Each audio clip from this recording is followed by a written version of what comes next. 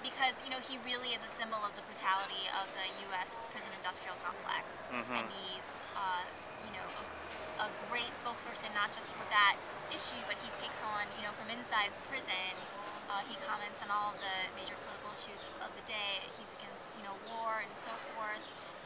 He speaks out against racism. And so that's why people have, you know, kept up this fight to free him. And we are here today to educate more people about his case. It's almost like, it's very much like Mandela's. That's right, Yeah. exactly. Capitalism. So let's talk a little bit more about the capitalism. Right. And why is he really there because of that?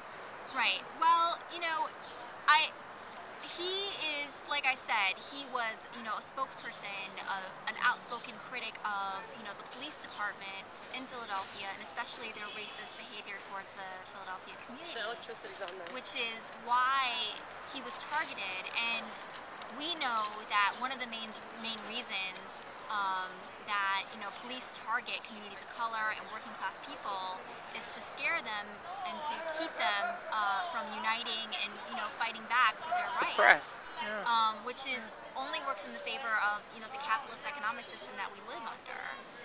The police are there to make sure that workers don't fight workers and oppress people, especially Black and Latino people who are facing the worst oppression, don't stand up and fight for their rights. And when the police are threatened, the entire state and the entire economic system is threatened. Is it just me that New York seems like a police state? Is it me or what? No, I don't think so at all. Actually, I work as a public defender in New York, and I see, you know, hundreds of people come through the system every day. There are police everywhere, especially, you know, we're showing this film in Brooklyn, where, and in a neighborhood where 30 youth were arrested a couple of years ago for just walking down the street on their way to a friend's funeral, just for walking down the street. I mean, it really is, you cannot leave your house in Brooklyn if you are a Black or Latino youth without fear of, you know, being targeted, being stopped, being physically searched, being harassed on, you know, almost a daily basis by the police. And the people here really do live under siege. Yeah, I kind of sense that myself, you know. But who would know I was Canadian? Well, what the heck, you know. So anyway, so the books you have, the literature you have here in front of us, like we're looking at this book here. Yeah, we brought a lot of really important information. One of them is Mumia's book, his latest book. He's written several. This is a guide for jailhouse lawyers, for prisoners, for defending their own rights. There's also an analysis that we brought. It's called Marxism, Reparations, and the Black Freedom Struggle.